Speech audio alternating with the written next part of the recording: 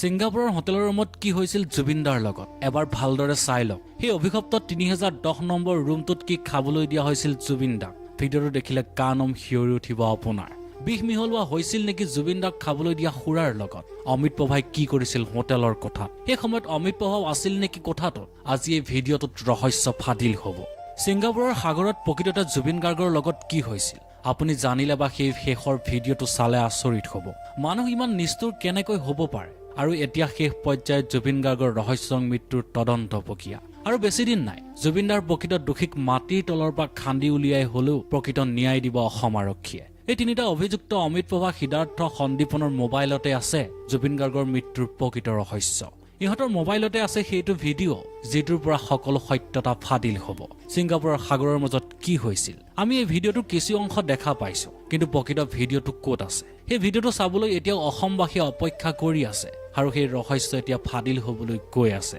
এই ভিডিঅ'টো শেষলৈকে চাব সকলো কথাই বুজি পাব সিংগাপুৰৰ সাগৰত জুবিন গাৰ্গৰ লগত কি হৈছিল এই ভিডিঅ'টো সামাজিক মাধ্যমত ভাইৰেল হোৱাৰ পিছৰে পৰা অসমৰ ৰাইজে প্ৰকৃত ভিডিঅ'টো চাবৰ বাবে অধিক আগ্ৰহেৰে বাট চাই আছে অসমীয়াৰ হিয়াৰমঠু জুবিন গাৰ্গক সিংগাপুৰৰ সাগৰত নি কেনেকৈ হত্যা কৰিছিল এইসকল অভিযুক্তই ইয়াৰ আঁৰৰ ৰহস্য কি আছিল সকলো কথা জানিবৰ বাবে অসমবাসীৰ অধিক আগ্ৰহেৰে বাট চাই আছে অসমৰ পৰা আৰক্ষী দলো সিংগাপুৰলৈ গৈ জুবিন গাৰ্গৰ থকা হোটেলখনৰ চিচিটিভি ফুটেজ সংগ্ৰহ কৰিছে সেই চিচিটিভি ফুটেজত কি আছিল সেয়াও এই ভিডিঅ'টোত আলোচনা কৰা হ'ব জুবিনদা থকা হোটেলৰ ৰুমত অমিত প্ৰভা আছিল নেকি জুবিনদাক কি খাবলৈ দিয়া হৈছিল এই খাবলৈ দিয়া সামগ্ৰীসমূহত বিষ মিহলোৱা হৈছিল নেকি এনে বহু প্ৰশ্ন উত্তৰ পাব এই ভিডিঅ'টোত দীৰ্ঘদিনে চলোৱা অভিযানৰ অন্তত অসম আৰক্ষীৰ হাতত এনে কিছুমান ভিডিঅ' এনে কিছুমান চাঞ্চল্যকৰ তথ্য পৰিছে যাৰ বাবে মুখ্যমন্ত্ৰীয়ে দৃঢ়তাৰে ক'ব পাৰিছে জুবিনদাক হত্যা কৰা হৈছিল এক গোপন তথ্য অনুসৰি সিংগাপুৰৰ সাগৰত জুবিনদাই সাঁতুৰি থকা প্ৰতিটো ভিডিঅ'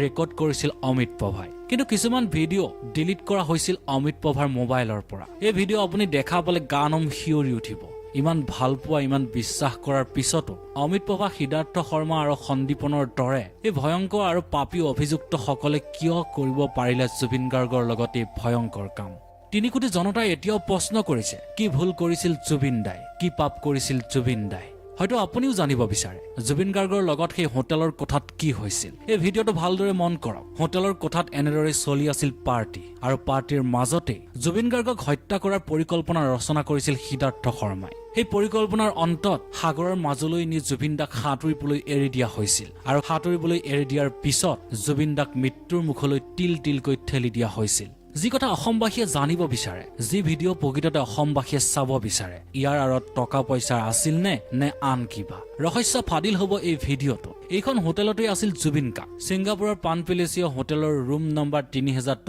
আছিল অসমীয়াৰ হিয়াৰমঠু জুবিন গাৰ্গ সেইদিনা নিশাই জুবিন গাৰ্গক হত্যা কৰিবলৈ ষড়যন্ত্ৰ ৰচনা কৰিছিল সিদ্ধাৰ্থ শৰ্মাই হোটেলখনৰ কোঠাত একেলগে আছিল শেখৰজ্যোতি গোস্বামী আৰু সিদ্ধাৰ্থ শৰ্মা হোটেলৰ কোঠাত সিদ্ধাৰ্থ শৰ্মাৰ আচৰণ সন্দেহজনক আছিল জুবিনদাক সিদ্ধাৰ্থই অধিক মদ খাবলৈ দিছিল সকলো কথা জনাৰ পিছতো সিদ্ধাৰ্থই বাৰে বাৰে জুবিনদাক খাবলৈ দিছিল মদ অসমত থকা প্ৰতিজনে জানে জুবিনদা কি পৰিস্থিতিৰ মাজত জীয়াই আছে জুবিনদা শৰীৰ কিমান দুৰ্বল জুবিনদা কি বেমাৰত ভুগি আছে সেই কথা সিদ্ধাৰ্থ শৰ্মাৰ লগতে জুবিন গাৰ্গৰ পৰিয়ালেও জানিছিল কিন্তু জুবিন গাৰ্গৰ মেনেজাৰ সিদ্ধাৰ্থ শৰ্মাই কিহৰ লোভত জুবিন গাৰ্গক অধিক সুৰাপান কৰাইছিল কিন্তু টকাৰ লোভত আৰু মদৰ নিচাত সিদ্ধাৰ্থই পাহৰি গৈছিল হোটেলৰ চিচিটিভিৰ কথা এই হোটেলখনৰ চিচিটিভি কেমেৰাত বন্দী হৈছিল সকলো দৃশ্য যি দৃশ্য দেখাৰ পিছত আপোনাৰ কানুম হিয়ৰি উঠিব এই পাপীসকলে জুবিনদাৰ লগত কিয় এনে ভয়ংকৰ কাম কৰিছিল এই ভিডিঅ'টো এবাৰ ভালদৰে চাই লওক এনেদৰে পাৰ্টি চলি আছিল ৰুম নম্বৰ 3010ত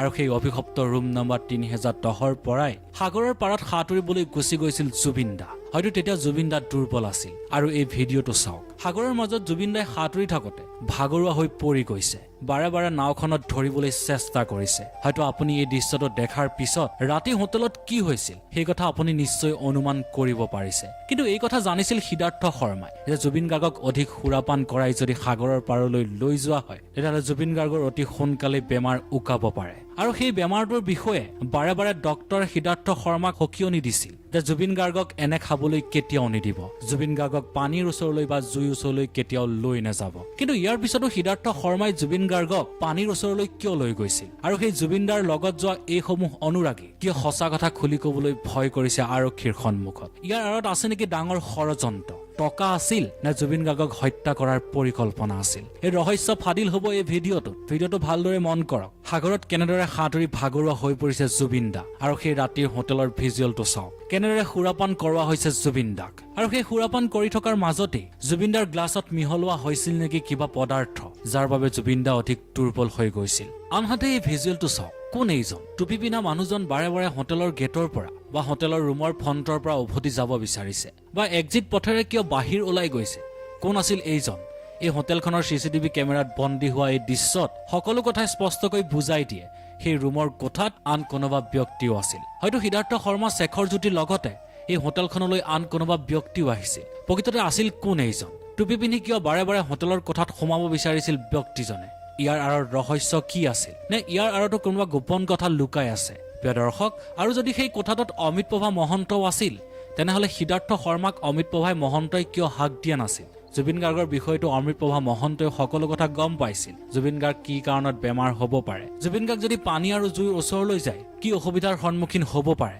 এই সকলো কথাই গম পাইছিল অমিত প্ৰভা মহন্তই তাৰ পিছতো কিয় অমিত প্ৰভা মহন্তই সিদ্ধাৰ্থ শৰ্মাক হাক দিয়া নাছিল এই অমিত প্ৰভা মহন্তও এই ভয়ংকৰ ষড়যন্ত্ৰৰ নায়ক আছিল নেকি নে ইয়াৰ আঁৰত কোনো গোপন ৰহস্য লুকাই আছে আনহাতে আৰক্ষীৰ তদন্তত শেখৰ জ্যোতি গোস্বামীৰ মুখত ভয়ংকৰ তথ্য ফাদিল হৈছে আৰক্ষীৰ তদন্তত শেখৰ জ্যোতি গোস্বামীয়ে উল্লেখ কৰা অনুসৰি জুবিন গাৰ্গক হত্যা কৰিবলৈ ষড়যন্ত্ৰ ৰচনা কৰিছিল সিদ্ধাৰ্থ শৰ্মাই জুবিন গাৰ্গৰ মৃত্যুক ঘটনা বুলি প্ৰমাণ কৰাৰ চেষ্টা কৰা হৈছিল শেখৰ জ্যোতি গোস্বামী আৰক্ষীৰ আগত স্বীকাৰ কৰিছে যে সিদ্ধাৰ্থ শৰ্মাৰ আচৰণ সেই সময়ত সন্দেহজনক আছিল কিন্তু আচৰিত কথাটো হ'ল শেখৰ জ্যোতি গোস্বামীয়ে কোৱা মতে সেই ইয়ট পাৰ্টিত তাত থকা সদস্যসকলে সুৰাৰ কোনো যোগান ধৰিবৰ বাবে ব্যৱস্থা কৰা নাছিল কিন্তু সিদ্ধাৰ্থ শৰ্মাই সেই সকলোবোৰ কথা নাকচ কৰি সেই পাৰ্টিলৈ সুৰা লৈ গৈছিল হয়তো সিদ্ধাৰ্থ শৰ্মাই পলে পলে অনুভৱ কৰিছিল এইটোৱেই প্ৰধান টাৰ্গেট আৰু এইটোৱেই প্ৰধান লক্ষ্য হ'ব জুবিন গাৰ্গক ইয়াতে হত্যা কৰা কাৰণ ছিংগাপুৰত যদি জুবিন গাৰ্গক হত্যা কৰে তেতিয়াহ'লে অসমৰ ৰাইজে গম নাপাব বা অসমৰ ৰাইজে প্ৰকৃত ৰহস্য বিচাৰি বহুদিন অপেক্ষা কৰিব লাগিব কিন্তু অপেক্ষাৰ অন্তত যি তথ্য আহিব সেয়া তথ্য তেওঁলোকে লুকুৱাব পাৰিব কিন্তু তেনে নহয় অসমৰ প্ৰতিজন অনুৰাগী এতিয়াও জুবিন গাৰ্গৰ ন্যায়ৰ বাবে অপেক্ষা কৰি আছে সেইবাবে প্ৰতিজন অনুৰাগীয়ে এতিয়াও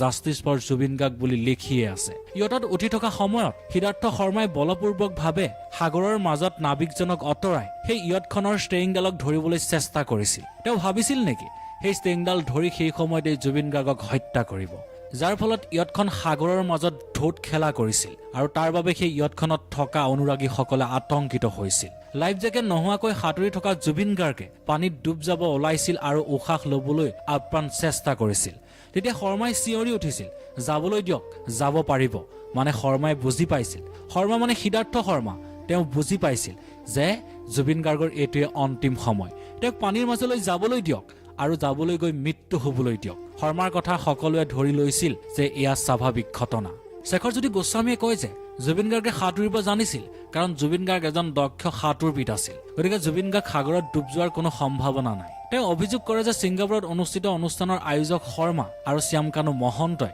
গাৰ্গক বিষাক্ত দ্ৰব্য খুৱাইছিল যাৰ বাবে সাগৰত জুবিন গাৰ্গ ডুব গৈছিল যি ষড়যন্ত্ৰৰ আঁৰত ছিংগাপুৰৰ লুনিয়া পানী লুকাই আছে যি ভয়ংকৰ ষড়যন্ত্ৰ হয়তো অসমত ৰচিব নোৱাৰিলে হয় এইসকল অভিযুক্তই অৰ্থাৎ ইচ্ছাকৃতভাৱে সিদ্ধাৰ্থ শৰ্মাই জুবিন গাৰ্গক লৈ গৈছিল সাগৰৰ পাৰলৈ আটাইতকৈ ডাঙৰ আৰু ভয়ংকৰ ৰহস্যটো হ'ল ঘটনাৰ পিছত সিদ্ধাৰ্থ শৰ্মাই সেই ইয়টখনত থকা মানুহসকলৰ ভিডিঅ'বোৰ ডিলিট কৰিছিল আৰু কোনো ভিডিঅ' বনাবলৈ হাক দিছিল ইয়াৰ আঁৰত কি কথা লুকাই থাকিব পাৰে আৰু যেতিয়াই সাগৰৰ মাজত জুবিন গাৰ্গে সাঁতুৰি আছিল হঠাতে জুবিন গাৰ্গৰ মুখৰ পৰা ফেন ওলাই আহিছিল আৰু নাকৰ পৰা ফেন বাহিৰলৈ বৈ গৈছিল তেতিয়া শৰ্মাই ক'লে এয়া গেছৰ বাবে হৈছে অৰ্থাৎ জুবিন গাৰ্গে ৰাতিটো শোৱা নাই জুবিন গাৰ্গে ৰাতি সুৰাপান কৰিছে সেইবাবে এই অৱস্থা জুবিন গাৰ্গৰ হৈছে তাৰ চিন্তাৰ কোনো কাৰণ নাই জুবিন গাৰ্গ অতি সোনকালে সুস্থ হৈ যাব হয়তো সেই সময়তে যদি জুবিন গাৰ্গক তাৰ পৰা চিকিৎসালয়লৈ আনিলে হয় তেতিয়াহ'লে জুবিন গাৰ্গ সুস্থ হৈ উঠিলে হয় কাৰণ জুবিন গাৰ্গৰ লগত অসমৰ 3 কোটি জনতাৰ